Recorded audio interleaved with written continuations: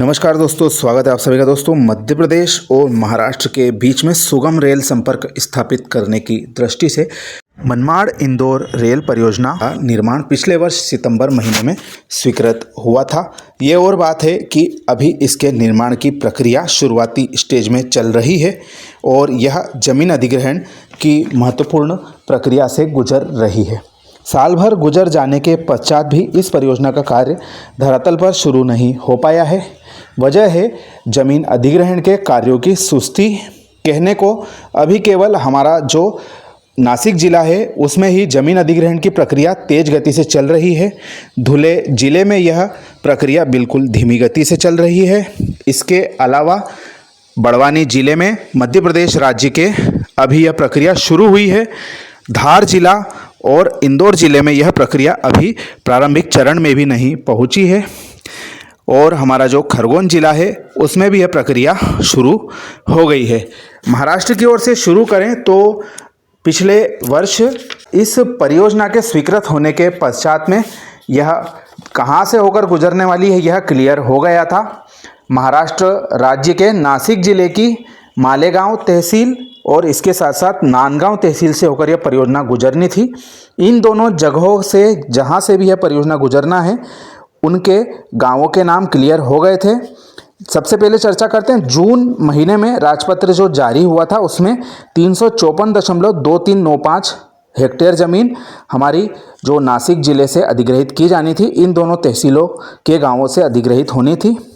मालेगांव तहसील के चोंडी, जलगांव नीव, चिकलबहल, कालेवाड़ी, घोड़ेगांव चौकी, वरहाणे बुद्रुक, मेहुणे, जवारडी बुद्रुक, जवारडी खुर्द, रसगांव बुद्रुक, संवद गांव, सायने बुद्रुक, मालहण गांव और झोड़गे आदि गांव हमारे जो मालेगांव तहसील के थे यह शामिल थे। इनमें एक गांव को हाल ही में शामिल किया गया था, वह था देवरपाड़े गांव, जिसके 86 खसरों की 9.0191 हेक्टेयर जमीन अधिग्रहण से संबंधित राजपत्र की प्रकाशन हाल ही में किया गया है। जल्दी ही यहाँ की भी जमीन अधिग्रहित कर कार्य आगे बढ़ाया जाएगा। वहीं नांदगांव तहसील के मनमाड़, अस्तगांव, पांझरदेव, खादगांव, भालडी, इन गांवों के अधिग्रहण की सूचना जून महीने में हमारे मालेगांव के अधिग्रहण सूचना के साथ में प्रकाशित हो चुकी है और यह प्रक्रिया अब आगे बढ़ चुकी है। इसमें किसान जो हैं अपने ज़मीन के बारे में जो मुआवजा दिया जा रहा है उसके बारे में दावे आपत्ति कर सकते हैं। अभी यह प्रक्रिया चल रही है जिसके कि आगामी 2-3 महीनों में फाइनल स्टेज तक पहुंचने की उम्मीद हम कर सकते हैं।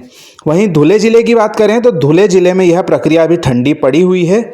हमारे शिरपुर, नरडाना और जो आगे के गांव हैं वहां के लोग इंतज़ार कर रहे हैं कि ये प्रक्रिया कब तक शुरू होगी। अभी तक इसकी कोई खबर धुले जिला कलेक्ट्रेट से आगे बढ़ती हुई नहीं दिखाई दे रही है। वहीं इस परियोजना का एक भाग जो 50 किलोमीटर लंबाई का बन रहा है, बोरविहीर से आगे न्यू धुले से होते हुए हमारे नरडाना की ओर आने वाला उस हिस्से का कार्य प्रगति पर चल रहा है। हमने इसकी अपडेट आपको पूर्व में दिखाई थी।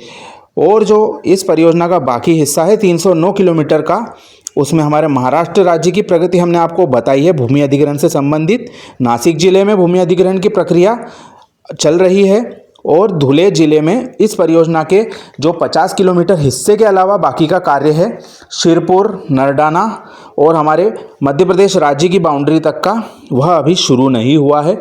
और जैसे जैसे परियोजना का समय बीतता जा रहा है, चिंता की लकीरें हमारे जो एक्टिविस्ट हैं जिनके प्रयत्नों से परियोजना स्वीकृत हुई है उनके माथे पर दिखाई दे रही है। इसी क्रम में मनमाड़ इंदौर रेल संघर्ष समिति के श्री मनोज मराठे जी के द्वारा अपना प्रयास इसका वर्तमान में भी जारी रखा है। परियोजना के स्वीकृत होने तक उनके द्वारा काफ़ी प्रयत्न किए गए और अब इस परियोजना का कार्य जल्द से जल्द तेज गति से आगे बढ़े, इसके बारे में भी वे चर्चाएं विभिन्न अधिकारियों से और जनप्रतिनिधियों से करते रहते हैं। इसी क्रम में इंदौर और धार जिले के भूमि अधिग्रहण की प्रक्रिया अभी तक रेलवे द्वारा प्रारंभ नहीं की गई है।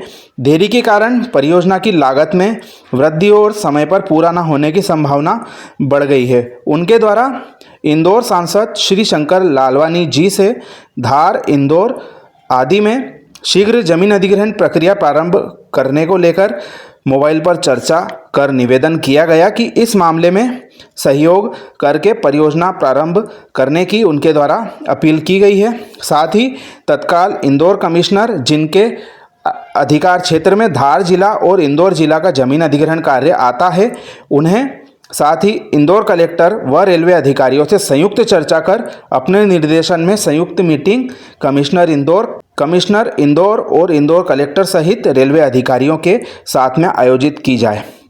मराठी जी ने आगे बताया कि जमीन अधिग्रहण के काम में कुछ हल्का इश्यू आ रहा है। मीटिंग के बाद यह जल्दी ही पता चल जाएगा। 15 दिन में अधिग्रहण में आने वाली भूमि में जो हल्कों को लेकर समस्या आ रही है उसको निराकरण कर इंदौर धार जिले में अधिग्रहण प्रारंभ किया जा सकता है।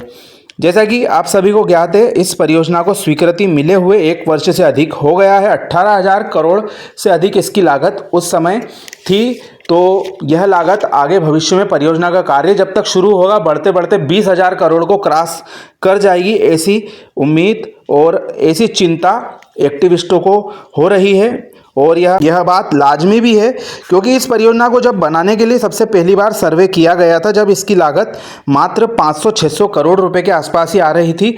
और अब आप समझ सकते हैं कि इसकी लागत बढ़ते बढ़ते 18,000 करोड़ को क्रॉस कर गई है। यदि यह परियोजना समय से चालू नहीं होगी तो इसकी बनते बनते लागत जो है वह 25,000-30,000 करोड़ रुपए आसानी से पार कर जाएगी। इसलिए यही उम्मीद कर सकते हैं कि आने वाले 2-4 वर्षों में इस परियोजना का जो कार्य है वह तेज़ गति से चलते हुए अपना जो टारगेट है 2029 का, उसके आसपास कुछ हद तक तो पहुँचे। अन्यथा जैसे इसकी स्वीकृति इतने लेट समय के अनुसार हुई है और अब जमीन अधिग्रहण की प्रक्रिया में इस तरह की जो गतिविधियाँ चल रही है, उससे लगता नहीं कि यह परियोजना अपने तय समय में पूरी हो पाएगी। अभी हमारे बड़वानी जिले में अधिग्रहण की प्रक्रिया चल रही है। सेंधवा और वर्ला तहसील का कार्य अभी बाकी है, वहाँ के जो राजपत्र है वह आना बाकी है। तब बड़वानी जिले की पूरी स्थिति क्लियर हो जाएगी कि यह परियोजना किन गांवों में से किस जगह से होकर गुजरने वाली है। इसके अलावा अभी खरगोन जिले की कसरावत तहसील का राजपत्र आ गया था, अभी वहाँ पर एक जगह से और राजपत्र का प्रकाशन होना है। और धार और इंदौर जिले में तो यह प्रक्रिया शुरू ही नहीं हुई है। तो यह जो प्रक्रिया है तेज गति से आगे बढ़े, इसके बारे में क्षेत्र के जनप्रतिनिधियों के द्वारा सामंजस्य बिठाने का प्रयास करना चाहिए, क्योंकि जो बड़े अधिकारी हैं वह उनकी बात ज़रूर सुनेंगे और प्रक्रिया को जल्द से जल्द आगे बढ़ाने में अपना कदम बढ़ाएंगे, यही हम उम्मीद कर सकते हैं। तो अभी फ़िलहाल में तो यह जो परियोजना है अभी कागज़ों में ही चल रही है, धरातल पर उतरना इसको अभी बाकी है। और उम्मीद कर सकते हैं कि हम सभी के संयुक्त प्रयास और जागरूकता से यह परियोजना का जो कार्य है जल्द से जल्द शुरू होगा। अगले वर्ष से हम काफ़ी उम्मीद कर सकते हैं इस परियोजना को काफ़ी अच्छा बजट मिलेगा और इसके कार्यों की शुरुआत हो जाएगी।